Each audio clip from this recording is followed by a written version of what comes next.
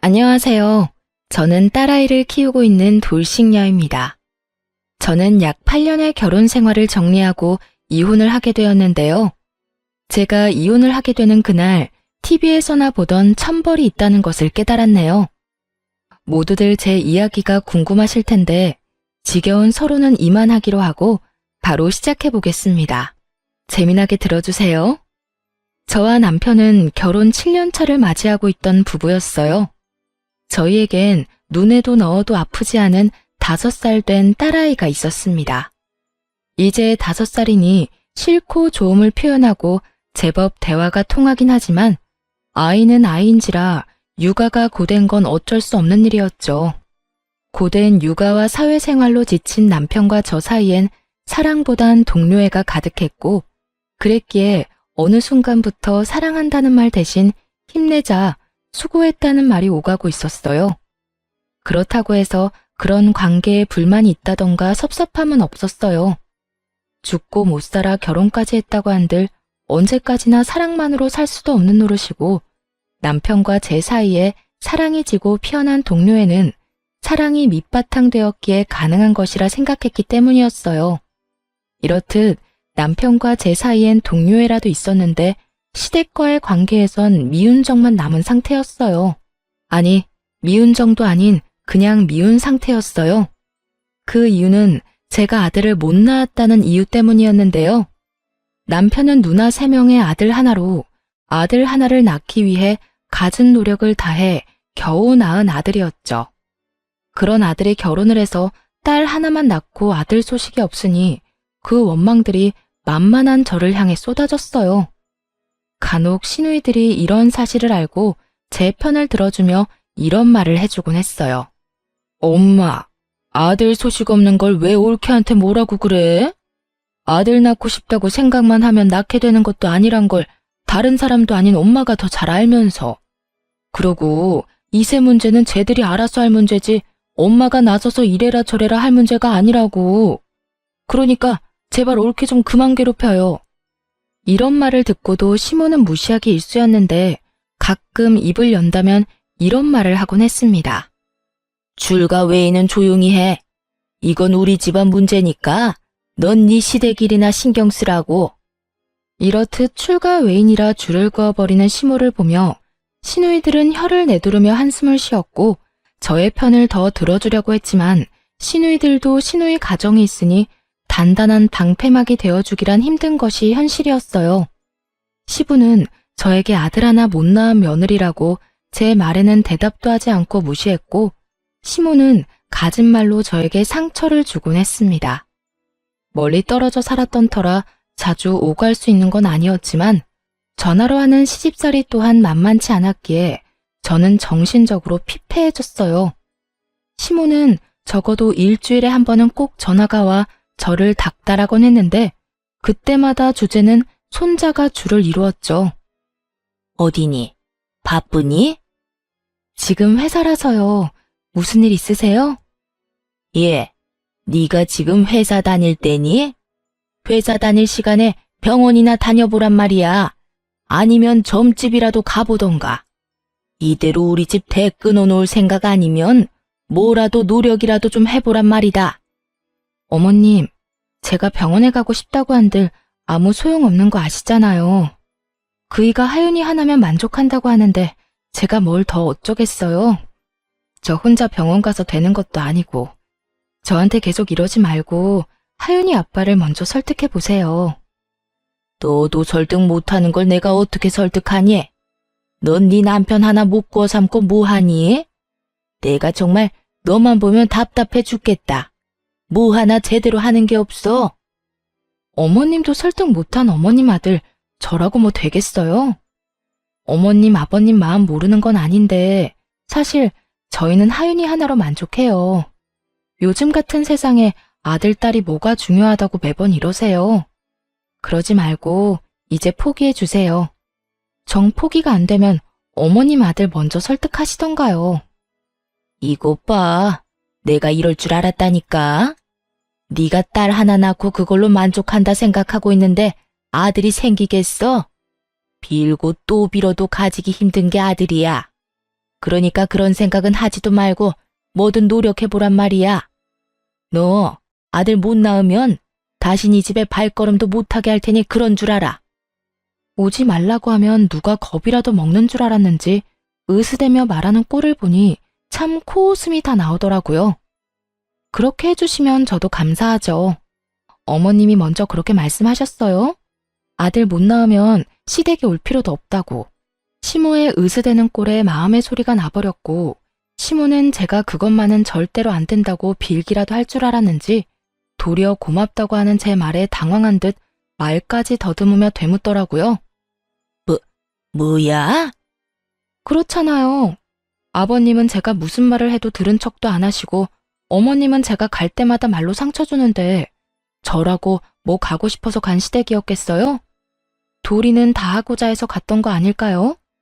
그런데 어머님이 이렇게 친절도 하시게 오지 말라고 하시니 앞으로 아들 낳지 못하면 가지 않도록 하겠습니다. 그러면 들어가세요.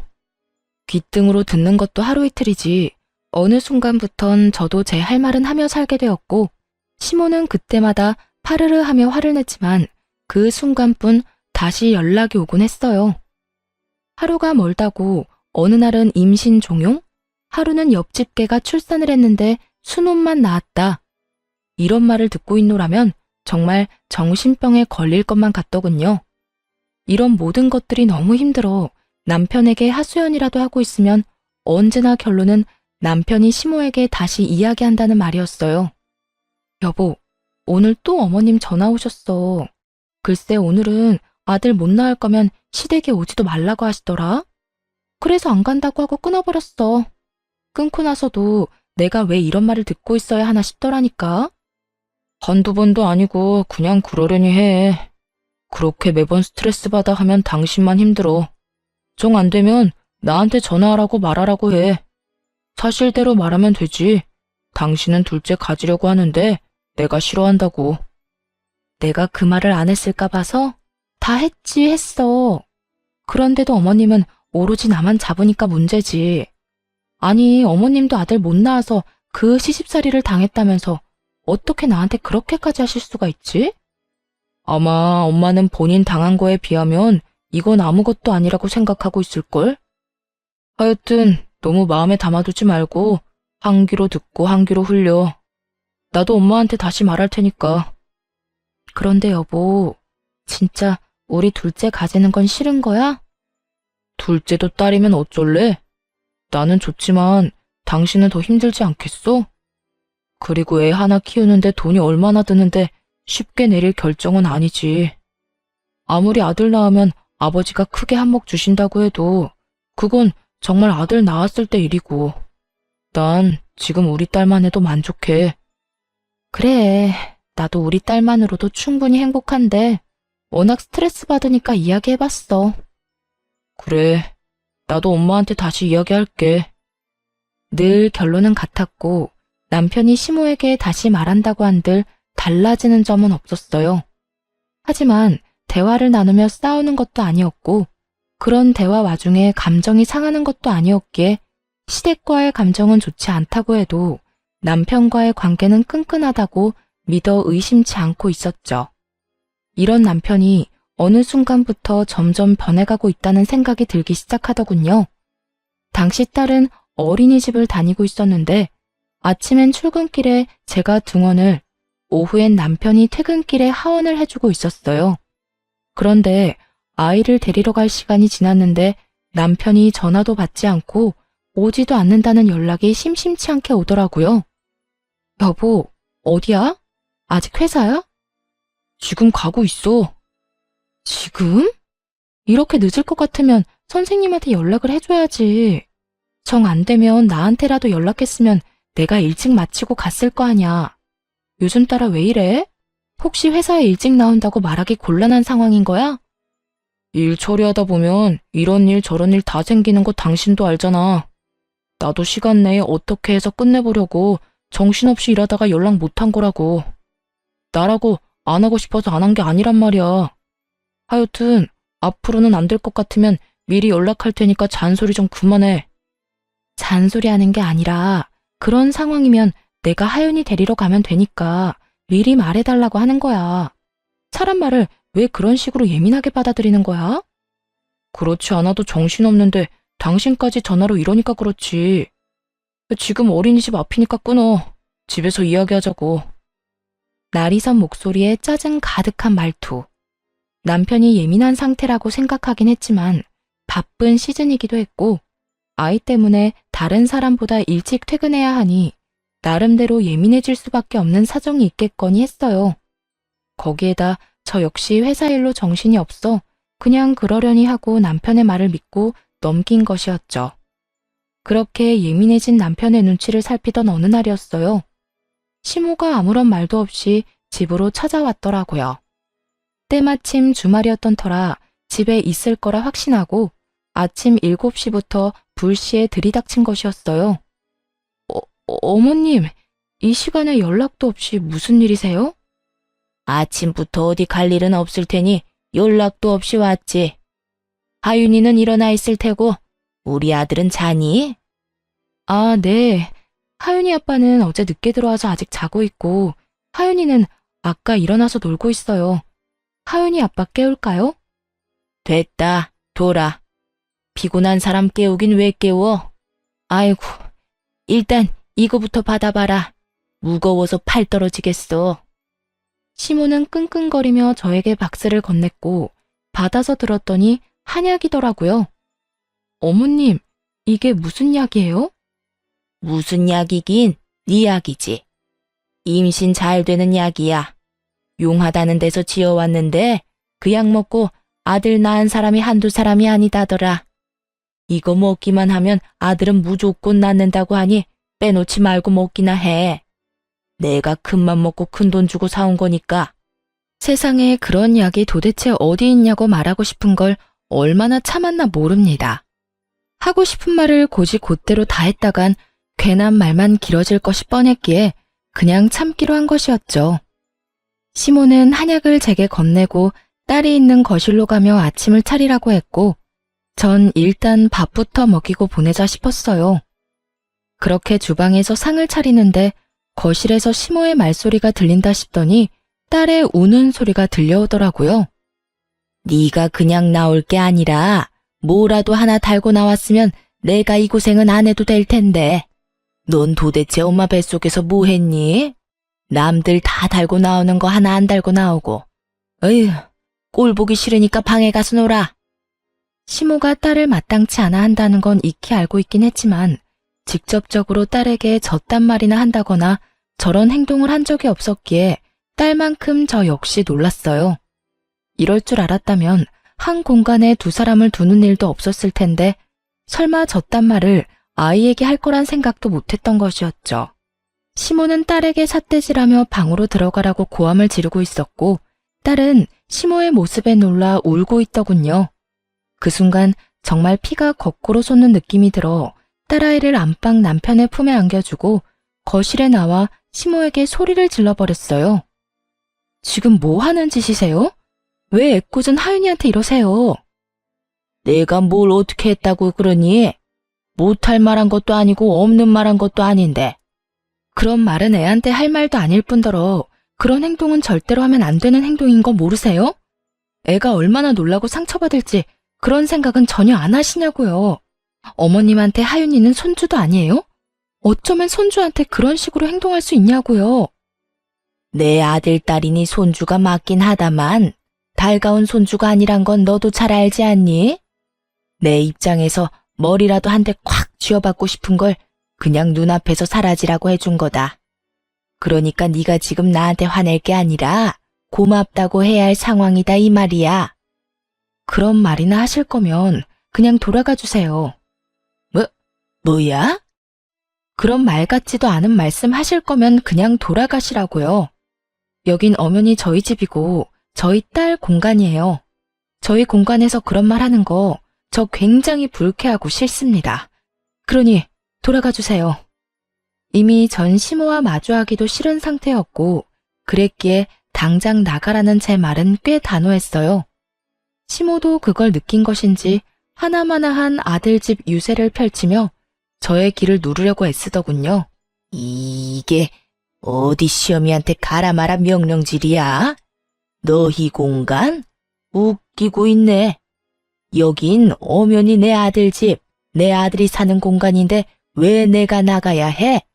난 못 나간다. 절대 못 나가. 시모는 어깃장을 놓으며 고함을 지르고 있었고, 그런 시모의 고함에 남편이 방에서 나오더라고요. 이미 잠에서 깨 울던 딸을 달래주느라 한껏 지친 모습으로 말이죠. 도대체 이 아침부터 이게 무슨 일이야? 엄마는 이 아침에 여긴 왜 왔어? 당신은 왜 아침부터 그렇게 화를 내는 거고? 당신, 엄마가 우리 딸한테 뱃속에서 남들 다 달고 나오는 거 하나 못 달고 나왔다고 구박하는 것도 모자라 애한테 꼴 보기 싫다고 방에 들어가라고 화까지 내셨어. 그 덕에 우리 하윤이는 지은 죄도 없이 혼나서 울고, 난 다른 건 다 참아도 우리 하윤이한테까지 이러는 건 못 참아. 그러니까 당신이 지금 빨리 어머님 모시고 나가. 당장. 너 지금 이 시어미를 내쫓기라도 하겠다는 게야? 네, 저는 제 자식한테 함부로 대하는 사람을 저희 집에 두고 볼 수만은 없네요.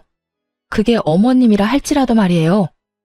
저의 흥분은 결혼 생활 이래 최고조에 달해 있었고, 남편은 그런 제 모습에 한숨을 내쉬더니 노발대발 중인 시모를 잡아 끌고 집을 나가버리더라고요.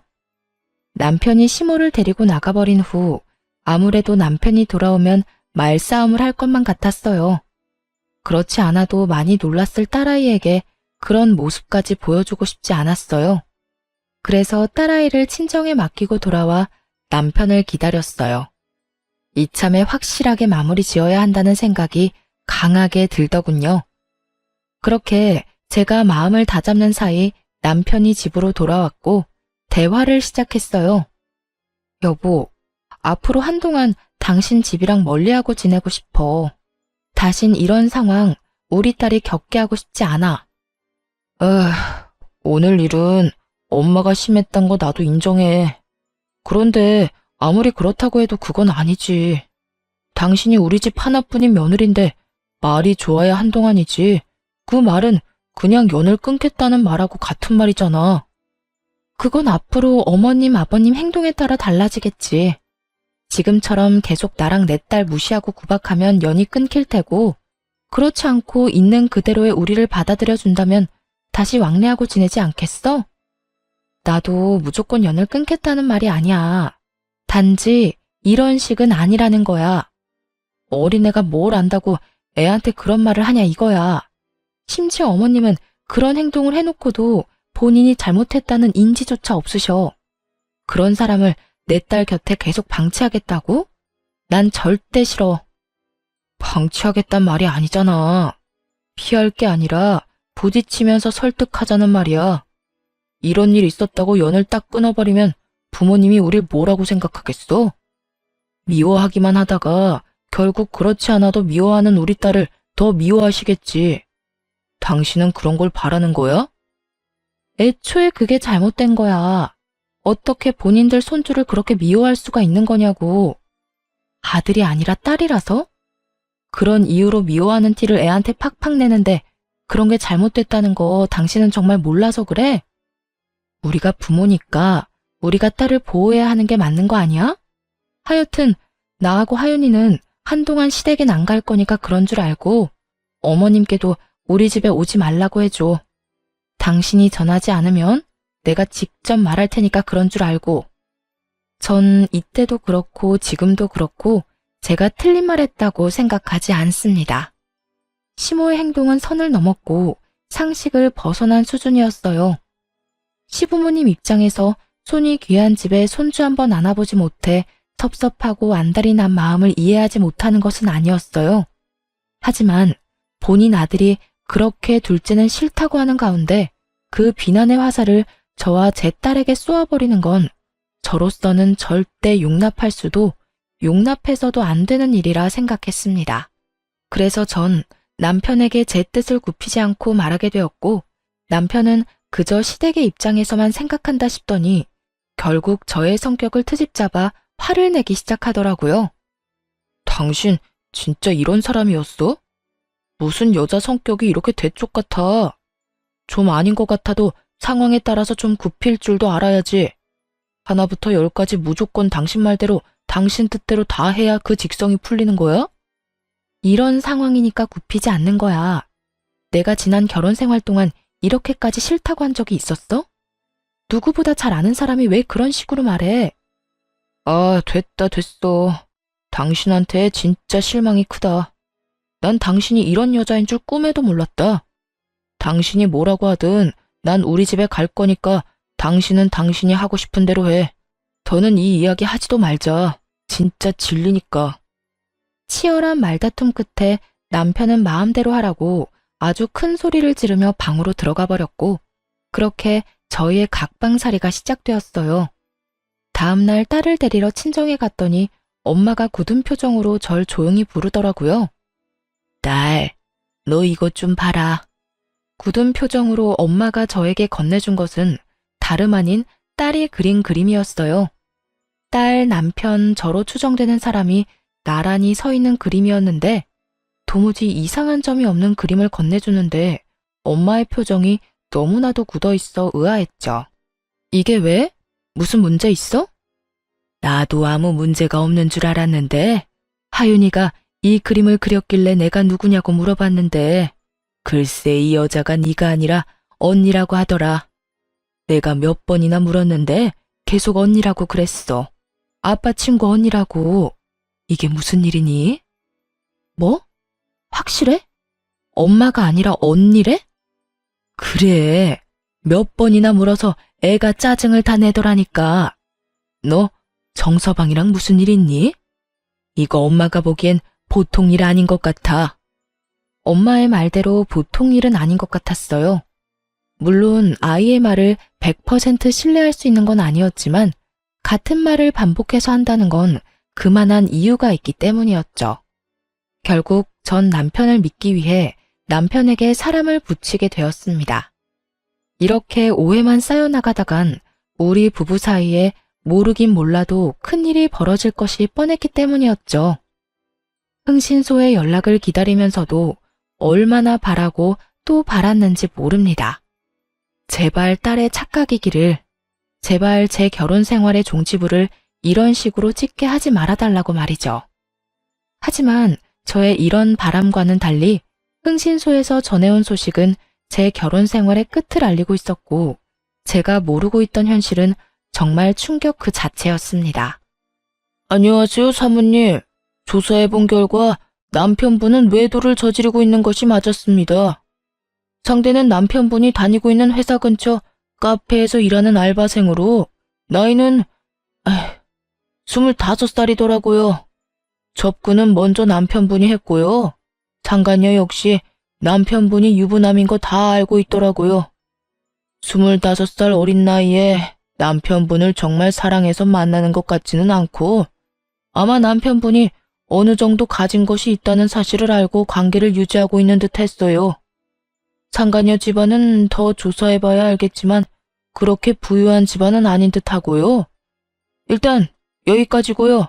더 알아내는 대로 연락드리겠습니다. 우연찮게도 상간녀의 나이는 25살이라고 하더라고요.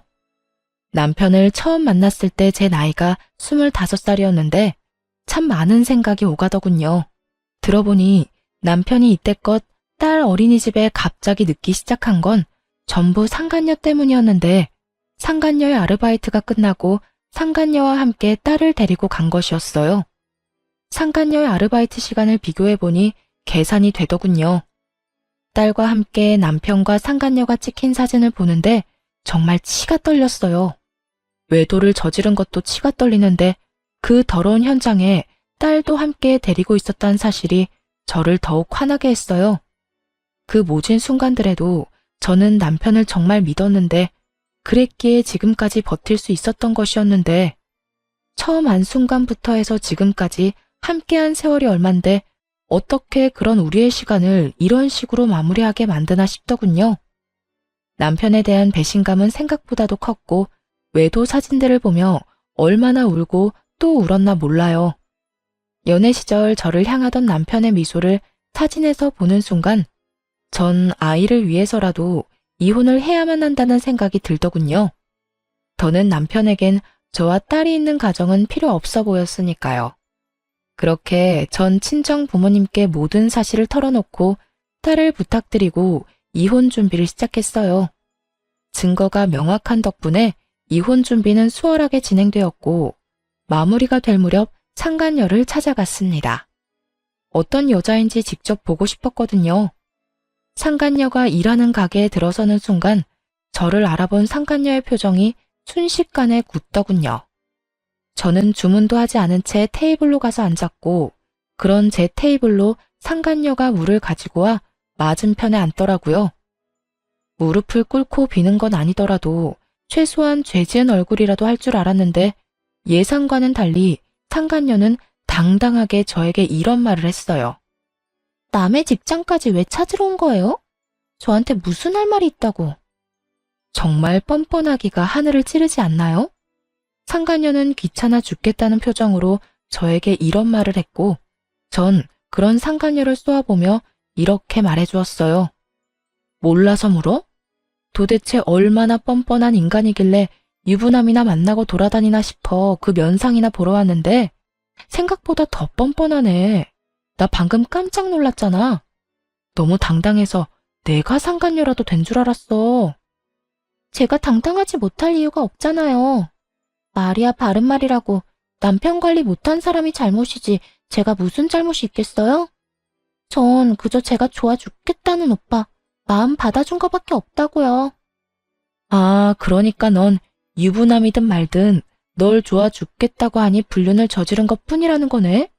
사랑은 죄가 아니다. 이런 말을 하고 싶은 거네? 그렇죠. 오빠가 그러는데 어머님이랑 아버님이 손주 기다린다고 하더라고요. 만약 제가 아들 하나 낳아주기만 하면 그쪽 같은 여자랑은 당장 이혼한다고 하기도 했고요. 나이도 어리겠다, 자궁도 건강하겠다. 낳다보면 그깟 아들 하나쯤은 시간 문제 아니겠어요? 그러니까 험한 꼴 당하기 전에 스스로 물러나요. 같은 여자로서 걱정되어서 하는 말이에요. 걱정? 참 감동적이네. 가정 있는 남자 만나느라 그렇지 않아도 바쁠 텐데 내 걱정까지 해주고 말이야. 그런데 어떡하지? 난 네 걱정 따위는 필요 없는데. 내 앞에서 자존심 세워봤자 소용없어요. 그렇게 아득바득 노력해봤자 어차피 그쪽은 나한테 남편 뺏긴 불쌍한 여자일 뿐이니까요.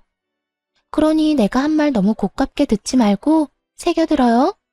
아, 그리고 내가 그쪽한테 위자료 많이 챙겨주라고 우리 오빠한테 잘 말해둘 테니 애 키울 돈 걱정은 하지 말아요.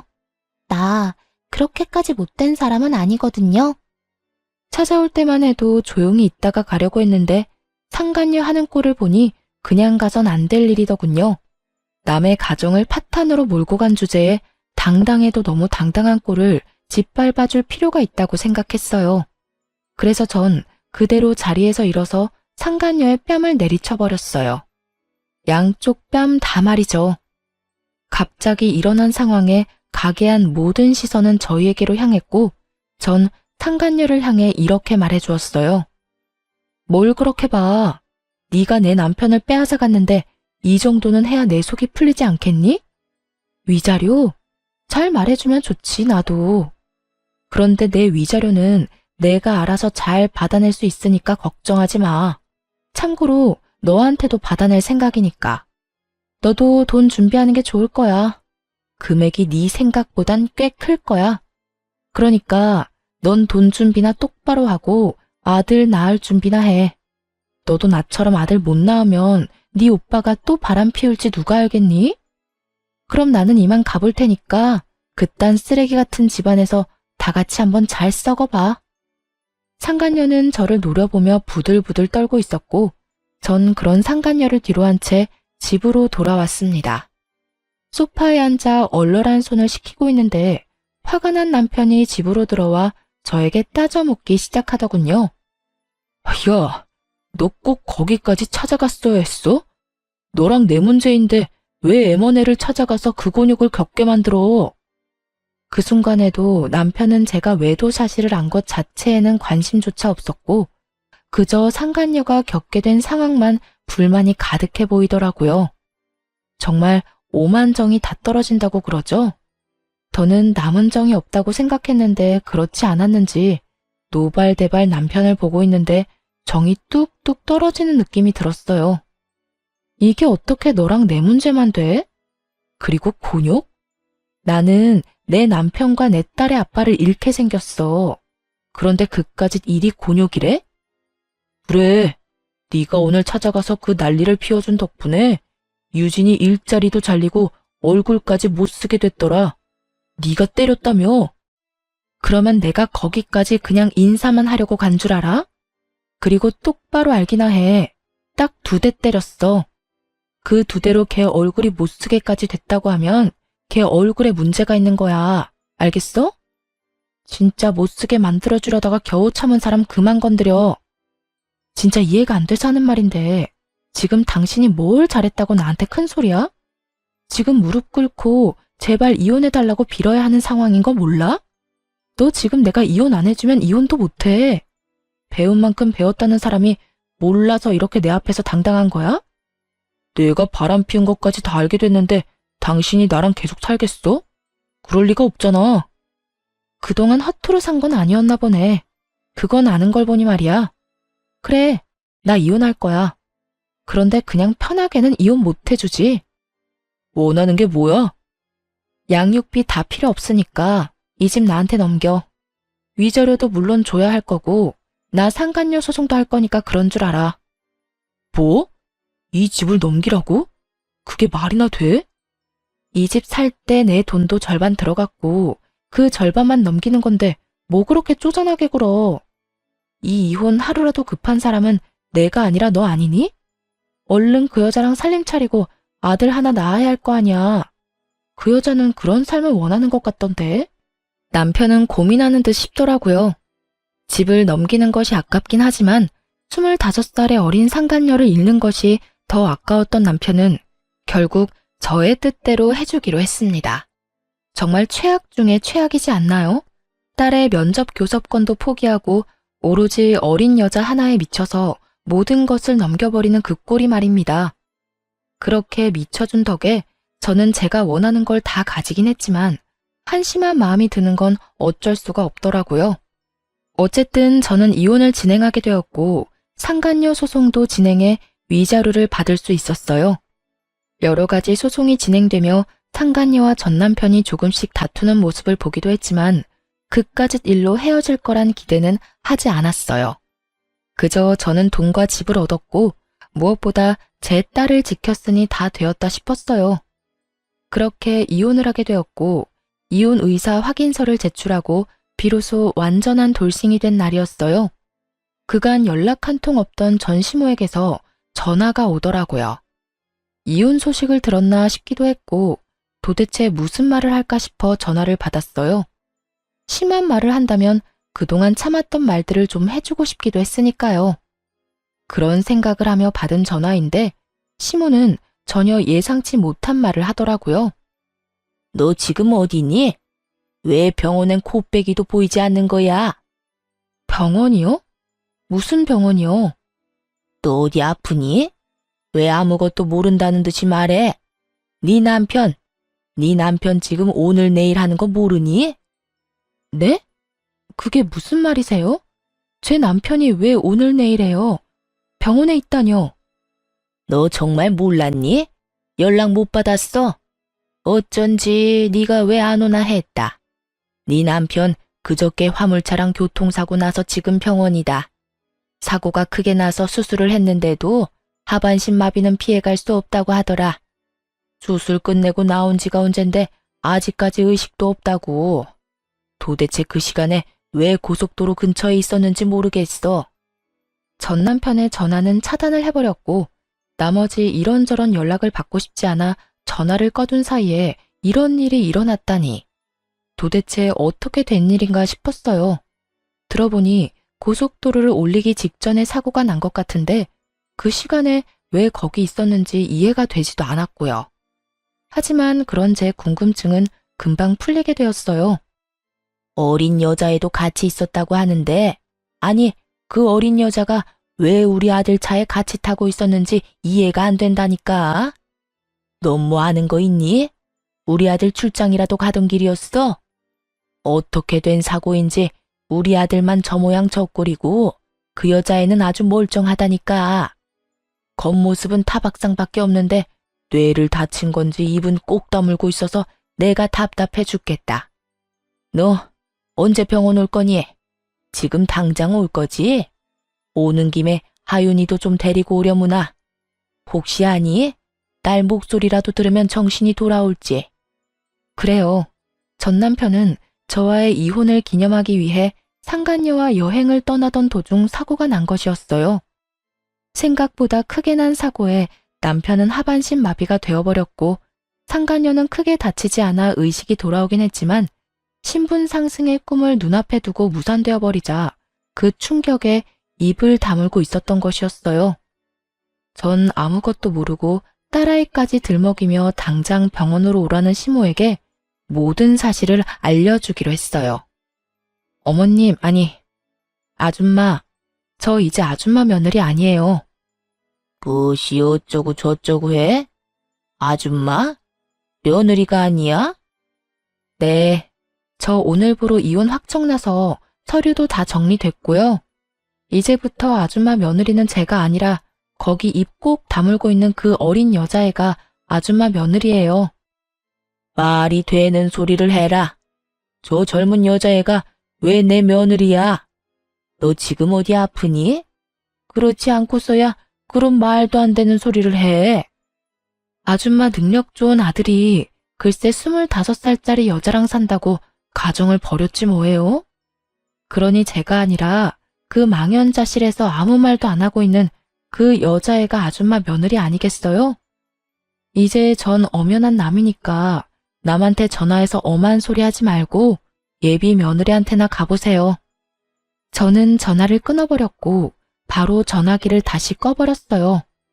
이렇게 좋은 날 더는 방해받고 싶지 않았으니까요.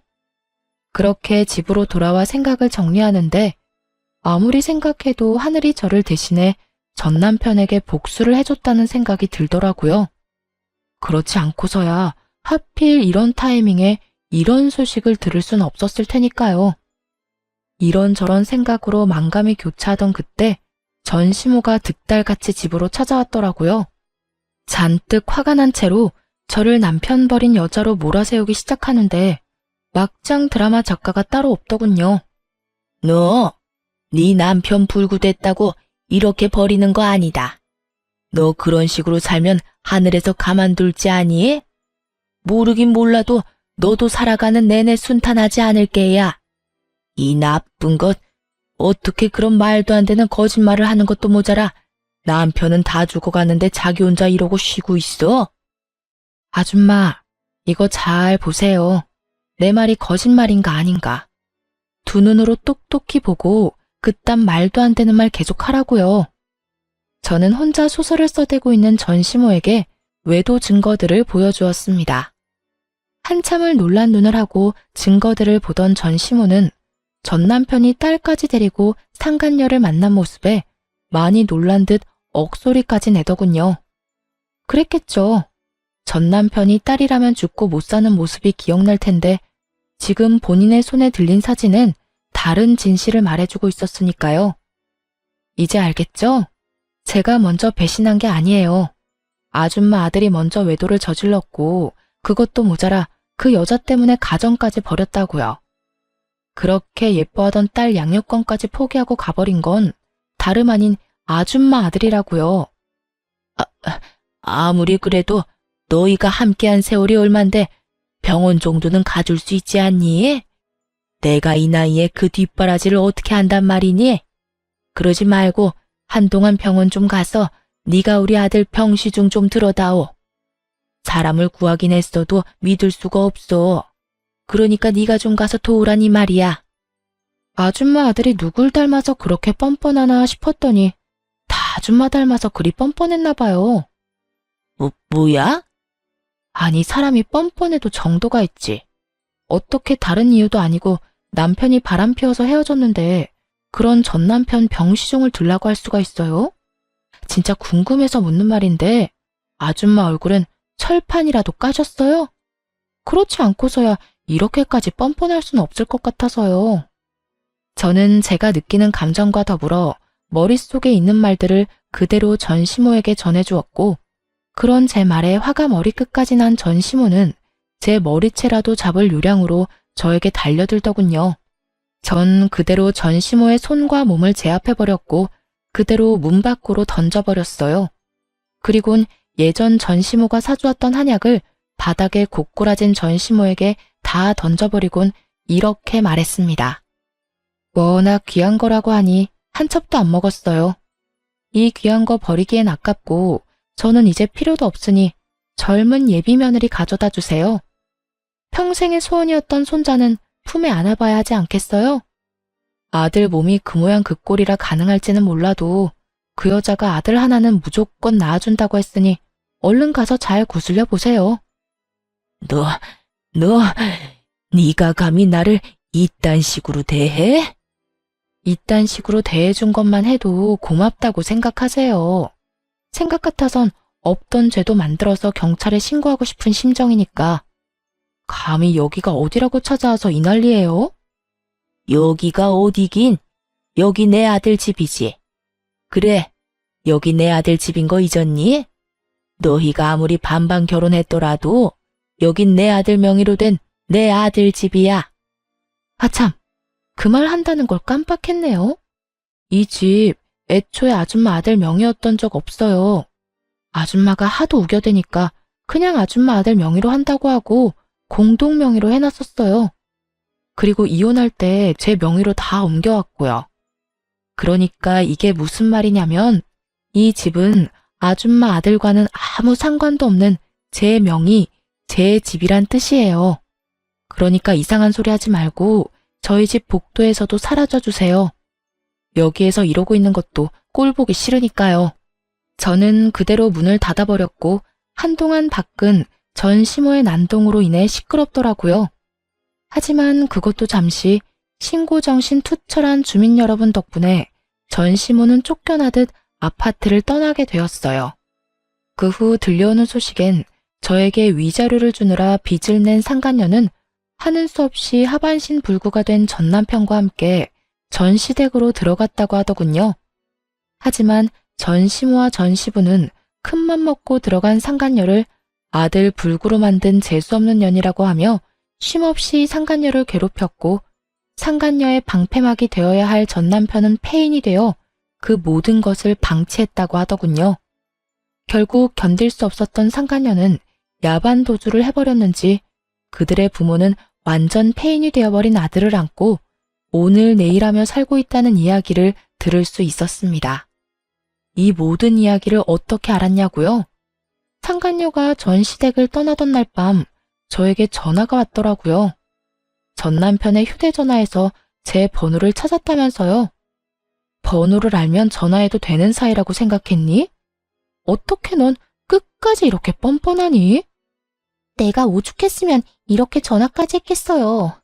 아줌마는 나한테 다 이야기해줄 수 있었잖아요.